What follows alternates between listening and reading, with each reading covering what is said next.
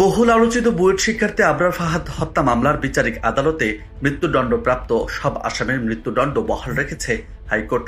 একই সঙ্গে ৫ জনের যাবজ্জীবনের আদেশও বহাল রাখা হয়েছে।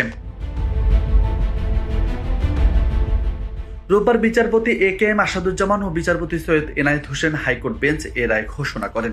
রায় ঘোষণার সময় আদালতের রাষ্ট্রপক্ষের attorney general Mohammad Asaduzzaman, deputy attorney general KB. Rumi, Zahirul Islam Sumon, Nur Mohammad Azmi, সহকারী attorney general barrister Sumaiya Aziz উপস্থিত ছিলেন। আসামি পক্ষের আইনজীবী মাসুদ হান্নান চৌধুরী, আজিজুর রহমান দুলু উপস্থিত ছিলেন। এছাড়া আদালত কক্ষে আবরার ফাহাদের পরিবারের সদস্যরাও উপস্থিত ছিলেন। এর আগে বেলা ১১টায় আবরার ফাহাদ হত্যা মামলার মৃত্যুদণ্ডপ্রাপ্ত আসামিদের আপিল ও ডেথ রেফারেন্সের রায় ঘোষণা শুরু হয়।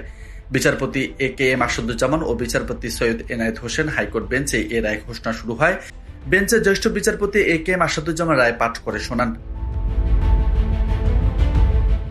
গত বছরের ২৪ ফেব্রুয়ারি আবরার ফাহাদ হত্যা মামলার মৃত্যুদণ্ডপ্রাপ্ত আসামিদের আপিল ও ডেথ রেফারেন্সের শুনানি শেষ হয়। তার আগে ১০ ফেব্রুয়ারি আবরার ফাহাদ হত্যা মামলার মৃত্যুদণ্ডপ্রাপ্ত আসামিদের আপিল ও ডেথ রেফারেন্সের শুনানি শুরু হয়। গত বছরের অক্টোবর মাসে এ মামলার মৃত্যুদণ্ডপ্রাপ্ত আসামিদের আপিল ও ডেথ রেফারেন্স দ্রুত শুনানির উদ্যোগ নেওয়া হয়। অ্যাটর্নি জেনারেল মোহাম্মদ আসাদুজ্জামান এ উদ্যোগ নিয়েছিলেন।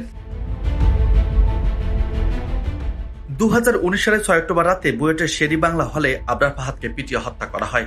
এ ঘটনায় ১৯ জনকে আসামি করে পরের দিন ৭ অক্টোবর চকবাজার থানায় হত্যা মামলা করেন আবরারের বাবা বরকতুল্লাহ। মাত্র ৩৭ দিনে তদন্ত শেষ করে একই বছরের ১৩ নভেম্বর চার্জশিট দাখিল করেন মামলার তদন্ত কর্মকর্তা গোয়েন্দা পুলিশের পরিদর্শক মোহাম্মদ ওয়াহিদুজ্জামান।